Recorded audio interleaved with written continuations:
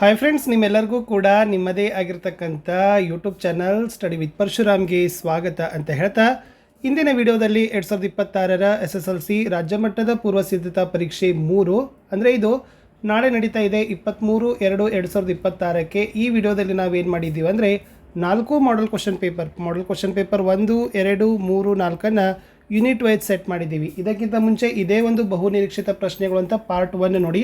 So part 1ರಲ್ಲಿ ನಾನು ಏನು ಮಾಡಿದ್ದೀನಿ ಅಂದರೆ 1ರಿಂದ 4 ಪಾಠಗಳನ್ನು ಯೂನಿಟ್ ವೈಸ್ ಕ್ವಶನ್ ಪೇಪರನ್ನು ಕೊಟ್ಟಿದ್ದೆ. ಸೊ ತಾವುಗಳು ನಾನು ಕಮೆಂಟಲ್ಲಿನೂ ಕೂಡ ವಿಡಿಯೋನ ಕೊಡ್ತೀನಿ, ಅದನ್ನು ಕೂಡ ನೋಡಿ ಅಂತ ಹೇಳ್ತಾ, ಸೊ ಇವಾಗ 5, 6, 7, 8 ಪಾಠದಲ್ಲಿ ಯಾವೆಲ್ಲ ಕ್ವಶನ್ಸ್ ಬಂದಿದ್ದು ಅಂತ ನೋಡೋಣ. ಯಾಕೆಂದರೆ ಈ ಪ್ರಶ್ನೆಗಳು ರಿಪೀಟ್ ಆಗ್ತಾನೇ ಇದ್ದಾವೆ. ಎಸ್, ಸೊ ಫಸ್ಟ್ ಯುದ್ಧ ಪಾಠದಲ್ಲಿ ಮಾಡೆಲ್ ಕ್ವಶನ್ ಪೇಪರ್ 1ರಲ್ಲಿ ಕೇಳಿದ್ರು. ಎಸ್, ಒಂದು ಸಂದರ್ಭ ಬಂದಿತ್ತು, ಯುದ್ಧಕ್ಕೆ ಹೋದ ತನ್ನ ಮಗನ ಕಣ್ಣುಗಳಂತೆಯೇ ಇವೆಯಲ್ಲ ಅಂತ ಇದೆ. ಆಯ್ಕೆ ಏನು ಬರೀತೀರಿ? ಪ್ರಸ್ತುತ ವಾಕ್ಯವನ್ನು ಸಾರಾ ಅಬೂಬ್ಕರ್ ಅವರು ಬರೆದಿರುವ ಚಪ್ಪಲಿಗಳು ಕೃತಿಯಿಂದ ಆಯ್ದ ಯುದ್ಧ ಎಂಬ ಗದ್ಯ ಪಾಠದಿಂದ ಆರಿಸಲಾಗಿದೆ.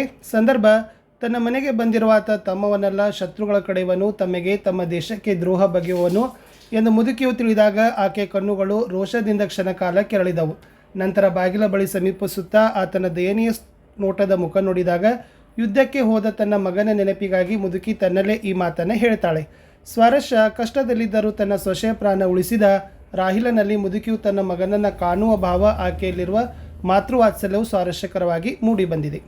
ಇನ್ನು ಮಾಡೆಲ್ ಕ್ವಶನ್ ಪೇಪರ್ 2ರಲ್ಲಿ ಸಂದರ್ಭ, ಆಲ್ರೆಡಿ ಈ ಸಂದರ್ಭವನ್ನು ನೀವು ಪ್ರಿಪ್ರೇಟರಿ 1 ಮತ್ತು ಪ್ರಿಪ್ರೇಟರಿ 2ದಲ್ಲಿಯೂ ಕೂಡ ಬರೆದಿದ್ದೀರಿ.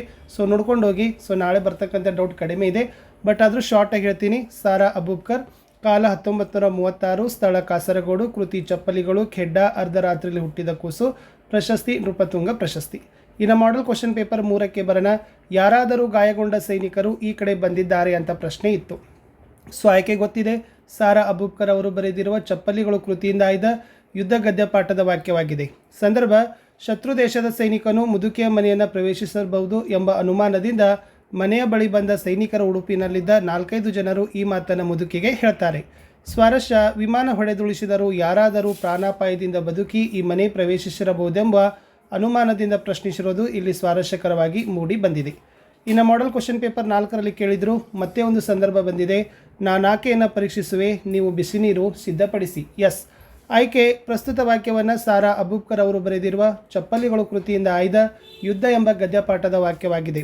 ಸಂದರ್ಭ: ಮುದುಕಿ ತನ್ನ ಸೊಸೆ ಹೆರಿಗೆ ಬೇನೆ ತಿನ್ನುತ್ತಿದ್ದಾಳೆ. ಸಂಜೆಯಿಂದಲೇ ನೋವು ಪ್ರಾರಂಭವಾಗಿದೆ. ಡಾಕ್ಟರ್ ಅಥವಾ ಸುಲಗಿತ್ತಿಯನ್ನಾದರೂ ಕರೆಯೋಣವೆಂದರೆ ಈ ಬಾಂಬ್ಗಳು ಬ್ಲಾಕ್ಔಟ್ ನಿಯಮ ಎಂದು ಹೇಳಿದ ಮಾತುಗಳನ್ನೇ ಕೇಳಿದ ಸೇನಾವೈದ್ಯನಾದ ರಾಹಿಲ ಮುದುಕಿಗೆ ಈ ಮಾತನ್ನು ಹೇಳ್ತಾನೆ.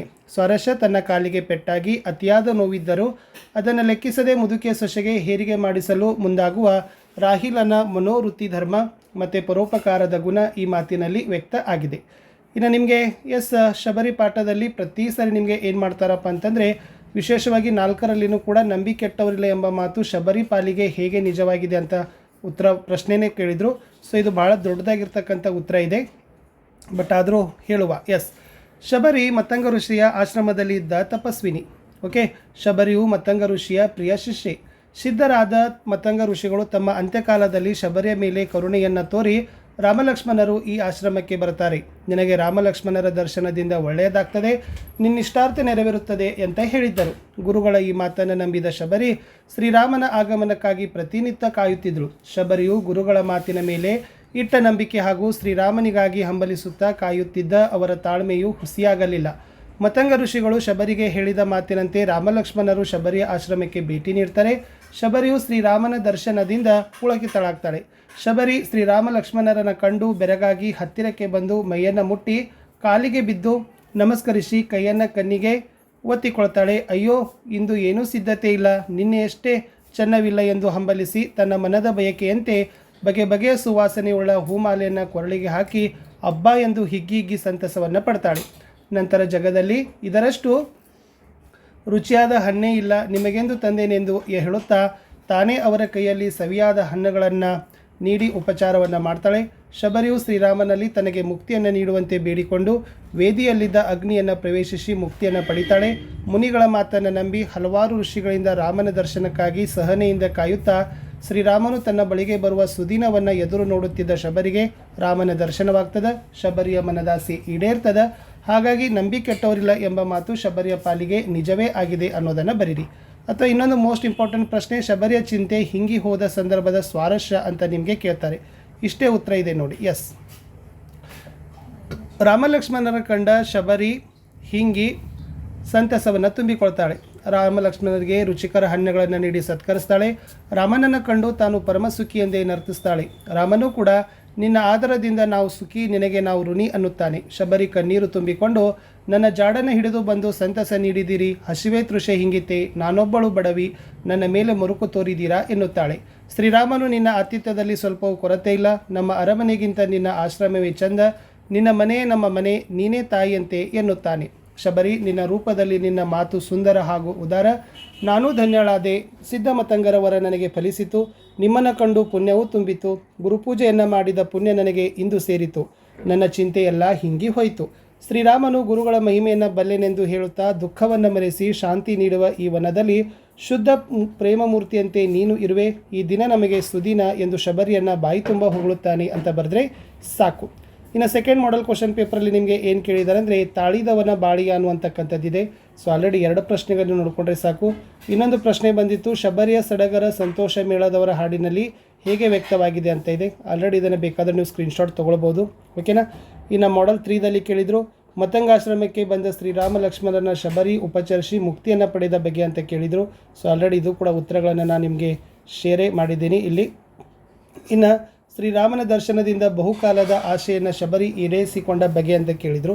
ಸೊ ಜಸ್ಟ್ ಶಬರಿಯ ಚಿಂತೆ ಹಿಂಗಿ ಹೋದ ಸಂದರ್ಭ, ಆಮೇಲೆ ಸಡಗರ ಸಂಭ್ರಮ ಅಂತ ಇದೆ ನೋಡಿ ತಾಳಮೇಳದವರು, ಅದನ್ನು ನೋಡಿಕೊಂಡ್ರೆ ನೀವು ಇಲ್ಲಿ ಆರಾಮಾಗಿ ಬರಿತೀರಿ. ಇನ್ನು ಲಂಡನ್ ನಗರದಲ್ಲಿ ನೋಡೋಣ. ಫಸ್ಟ್ ಮಾಡೆಲಲ್ಲಿ ಈ ಲೇಖಕರು ವರ್ಣಿಸಿದ ಸ್ಟೇಷನರಿ ಅಂಗಡಿಯ ಹೆಸರು ಕೇಳಿದರು. ವೂಲ್ವರ್ತ್. ನೆನಪಿರಲಿ, ಲಂಡನ್ನಿನ ಹೆಣ್ಣು ಮಕ್ಕಳು ಯಾವ ಯಾವ ಕೆಲಸದಲ್ಲಿ ನಿಯುಕ್ತರಾಗಿರ್ತಾರೆ. ಸೊ ಲಂಡನ್ನಿನ ಎಲ್ಲ ಅಂಗಡಿಗಳಲ್ಲಿ ಸಾಮಾನ್ಯವಾಗಿ ಸ್ತ್ರೀಯರೇ ಕೆಲಸ ಮಾಡ್ತಾರೆ. ಉಪಹಾರ ಗೃಹಗಳಲ್ಲಿ ಮತ್ತು ಯಾವುದಾದರೂ ದೊಡ್ಡ ಅಂಗಡಿಗೆ ಹೋದರೆ ಅಲ್ಲಿ ಟೈಪಿಸ್ಟ್ ಕಾರ್ಕುನನ್ನು ಕೂಡ ಒಬ್ಬ ಹೆಣ್ಣು ಮಗಳು. ಸಿನಿಮಾ ಗೃಹದಲ್ಲಿ ನಮ್ಮ ಜಾಗವನ್ನು ಹುಡುಕಿಕೊಡುವ ಕಾರ್ಯನಿರ್ವಹಿಸುವರು ಹೆಣ್ಣು ಮಕ್ಕಳು. ಕಾಲೇಜಿನಲ್ಲಿ ಸಹ ವಿದ್ಯಾರ್ಥಿನಿಯರ ಅನುಕೂಲಕ್ಕಾಗಿ ಸಿಪಾಯಿನಿಯರು ಇಟ್ಟಿದ್ದಾರೆ. ಇನ್ನು ಸೆಕೆಂಡ್ ಮಾಡೆಲ್ ಕ್ವಶನ್ ಪೇಪರಲ್ಲಿ ನೋಡೋದಾದರೆ, ಆಂಗ್ಲ ಸಾಮ್ರಾಜ್ಯದ ವೈಭವ ಕಂಡುಬರುವ ಓಣಿ ಯಾವುದು ಅಂತ ಕೇಳಿದರು. Charing cross. ಇನ್ನು ಟೊಪ್ಪಿಗೆ ವಿಶೇಷತೆ ಕೇಳಿದ್ದಾರೆ. ಎಸ್, ಲಂಡನ್ನಿನಲ್ಲಿ ಹೆಣ್ಣು ಮಕ್ಕಳು ಧರಿಸುವ ಟೊಪ್ಪಿಗೆ ವಿಶೇಷತೆಯನ್ನು ತಿಳಿಸುತ್ತಾ ಲೇಖಕರು, ಇಲ್ಲಿನ ಹೆಣ್ಣು ಮಕ್ಕಳು ಧರಿಸುವ ಟೊಪ್ಪಿಗೆಗಳು ಒಂದು ಟೊಪ್ಪಿಗೆಯಂತೆ ಇನ್ನೊಂದಿರುವುದಿಲ್ಲ. ಶಿಕ್ಕಿಸಿದ ಪುಚ್ಚವಾದರೂ ಕನಿಷ್ಠ ಪಕ್ಷಕ್ಕೆ ಬೇರೆಯಾಗಿರುತ್ತದೆ. ಕೋಟ್ಯಾವಧಿ ಟೊಪ್ಪಿಗೆಗಳನ್ನು ಬೇಕಿದ್ದರೆ ಪರೀಕ್ಷಿಸಿ ಇದನ್ನು ಮನಗಾಣಬಹುದು. ಮನುಷ್ಯನಂತೆ ಟೊಪ್ಪಿಗೆ ಅಲ್ಲವೇ, ಒಬ್ಬ ಮನುಷ್ಯನಂತೆ ಇನ್ನೊಬ್ಬಳಿಲ್ಲ ಅಂತ ದಾಖಲಿಸಿದ್ದಾರೆ.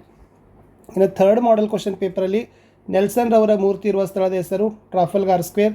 ಇನ್ನು ಇದು ನಾಳೆ ಬರ್ತಕ್ಕಂಥ ಮೋಸ್ಟ್ ಇಂಪಾರ್ಟೆಂಟ್ ಯಾವುದಪ್ಪ ಅಂದರೆ, ಈ ಸಾಮ್ರಾಟರ ರಾಜ್ಯಾಭಿಷೇಕವಾಗುವ ಸಿಂಹಾಸನದ ಮೇಲಿರುವ ಕಲ್ಲುಪಾಟಿಯ ವಿಶೇಷತೆ.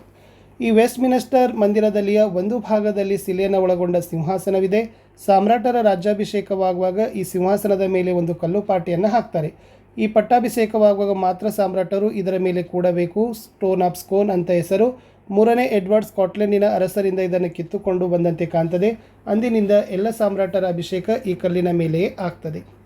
ಇನ್ನು ಮಾಡೆಲ್ ಕ್ವಶನ್ ಪೇಪರ್ 4ಅಲ್ಲಿ ಕೇಳಿದರು, 3ನೇ ಎಡ್ವರ್ಡ್ ಸ್ಕಾಟ್ಲೆಂಡ್ನಿಂದ ತಂದ ಶಿಲೆ ಹೆಸರು. ಸೊ ಗೊತ್ತಿರಲಿ, ಸ್ಟೋನ್ ಆಫ್ ಸ್ಕೋನ್. ನಾಳೆ ಬರ್ಬೋದು. ಅಥವಾ ಲಂಡನ್ ನಗರದಲ್ಲಿನ ಇಂಡಿಯಾ ಆಫೀಸ್ ಕುರಿತು ಬರೀರಿ ಅಂತ ಒಂದು ಪ್ರಶ್ನೆ ಇತ್ತು. ಇದು LBAದಲ್ಲಿರ್ತಕ್ಕಂಥ ಪ್ರಶ್ನೆ.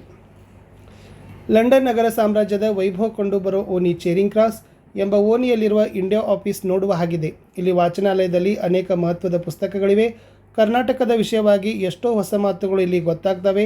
ಇಲ್ಲಿನ ವಸ್ತು ಸಂಗ್ರಹಾಲಯದಲ್ಲಿ ಹಿಂದೂಸ್ತಾನದ ಲಲಿತಕಲೆಯ ಹಾಗೂ ಇನ್ನುಳಿದ ಮಾರ್ಗಗಳ ಮಾದರಿಗಳು ನೋಡಲು ದೊರೆಯುತ್ತವೆ. ಹಿಂದೂಸ್ತಾನದಲ್ಲಿ ಪ್ರಕಟವಾಗುವ ಎಲ್ಲ ಮುಖ್ಯವಾದ ಇಂಗ್ಲಿಷ್ ವರ್ತಮಾನ ಪತ್ರಿಕೆಗಳು ಈ ಇಂಡಿಯಾ ಆಫೀಸ್ನಲ್ಲಿ ಸಿಗ್ತದೆ. ಇನ್ನು ಅಗ್ನಿಭೂತಿ ವಾಯುಭೂತಿಯರ ಕಥೆಗೆ ಬರೋಣ. ಮಾಡೆಲ್ ಕ್ವಶನ್ ಪೇಪರ್ 1ರಲ್ಲಿ ಕಶ್ಯಪಿ ವಿದ್ಯಾಭ್ಯಾಸಕ್ಕಾಗಿ ತನ್ನ ಮಕ್ಕಳನ್ನು ಯಾರ ಬಳಿಗೆ ಕಳಿಸ್ತಾಳೆ ಅಂತ ಕೇಳಿದರು. ಸೊ ಇದು Suryamitra is the right answer. ಇನ್ನು ನಾಳೆ ಬರ್ತಕ್ಕಂಥ ಮೋಸ್ಟ್ ಇಂಪಾರ್ಟೆಂಟ್ ಪ್ರಶ್ನೆ, ಸೂರ್ಯಮಿತ್ರ ಮಾವನೆಂದು ತಿಳಿದಾಗ ವಾಯುಭೂತಿಯ ಪ್ರತಿಕ್ರಿಯೆ. ಈ ಕಿರಿಯವನಾದ ವಾಯುಭೂತಿ ತನ್ನ ಸೋದರ ಮಾವ ಸೂರ್ಯಮಿತ್ರನು ತಮಗೆ ಮಾಡಿದ್ದೆಲ್ಲವೂ ಅನ್ಯಾಯವೆಂತಲೇ ಬಗಿತಾನೆ. ನಾವು ಭಿಕ್ಷೆ ಎತ್ತಿಕೊಂಡು ಬಂದ ಕೂಳಿಗೆ ತುಸು ಎಣ್ಣೆಯನ್ನಾಗಲಿ ತುಸು ಮಜ್ಜಿಗೆಯನ್ನಾಗಲಿ ನಮ್ಮ ಮಾವ ಕೊಡಿಸಲಿಲ್ಲ. ಕೆರೆಗೆ ನಾವು ಮೀಯಲು ಹೋದಾಗಲೂ ಅವನು ಎಣ್ಣೆಯ ವಾಸನೆಯನ್ನು ನೋಡಿಸಲಿಲ್ಲ. ಆಗಾಗ ನೆಂಟರಿಷ್ಟರನ್ನು ಕರೆಸಿ ನಮ್ಮ ಕನ್ನೆದುರೇ ದಿವ್ಯಾಹಾರವನ್ನು ಉಣ್ಣುತ್ತಿದ್ದ. ಆಳುಗಳಿಗೆ ಔತಣಕೂಟ ಇತ್ತು, ಆದರೆ ಯಾವ ಸಂದರ್ಭದಲ್ಲೂ ನಮಗೆ ಒಳ್ಳೆಯ ಊಟ ಬಡಿಸಲಿಲ್ಲ. ಈತ ಪಂಚ ಮಹಾಪಾತಕನೇ ಸರಿ, 7-8 ವರ್ಷ ನಮ್ಮನ್ನು ಶತ್ರುಗಳಂತೆ ನಡೆಸಿಕೊಂಡನಲ್ಲ ಎಂದು ವಾಯುಭೂತಿ ತನ್ನ ಮನಸ್ಸಿನಲ್ಲಿ ಸೂರ್ಯಮಿತ್ರನ ಬಗ್ಗೆ ಕ್ರೋಧವನ್ನು ತುಂಬಿತಾನೆ.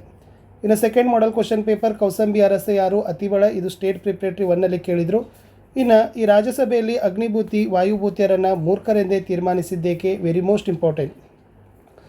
ಅತಿಬಲ ರಾಜನ ಮಂತ್ರಿ ಸೋಮಶರ್ಮ ಮತ್ತು ಆತನ ಹೆಂಡತಿ ಕಶ್ಯಪಿಯ ಮಕ್ಕಳಾದ ಅಗ್ನಿಭೂತಿ ವಾಯುಭೂತಿಯರು ತಂದೆ ತಾಯಿಯರ ಮಾತಿಗೆ ಕಿವಿಗೊಡದೆ ಯಾವ ವಿದ್ಯೆಯನ್ನು ಕಲಿಯದೆ ತನ್ನ ತಂದೆ ಕೂಡಿಟ್ಟ ಹಣವನ್ನು ಪೋಲು ಮಾಡುತ್ತಾ ಸಪ್ತ ವ್ಯಸನಗಳಿಗೆ ತುತ್ತಾಗಿದ್ದರು.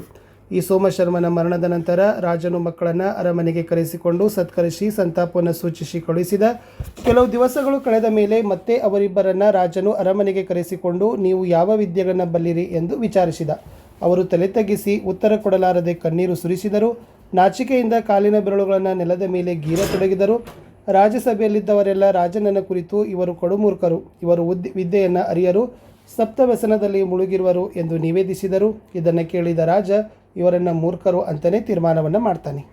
Model question paper 3. ಸೂರ್ಯಮಿತ್ರ ತನಗೆ ಕಶ್ಯಪಿ ಎಂಬ ತಂಗಿಲ್ಲ ಅಂತ ಹೇಳಿಕೆ ಕಾರಣವೇನು ಅಂತ ಕೇಳಿದರು. ಸೊ ಬಿಕಾಸ್ ಸೋದರ ಮಾವನೆಂಬ ಸುಲಿಗೆಯಿಂದ ಮೊದಲಿನಂತೆ ಗರ್ವಿಷ್ಠರಾಗಿ ಕೆಟ್ಟು ಹೋಗ್ತಾರೆ ಅಂತ ಕೇಳಿದರು.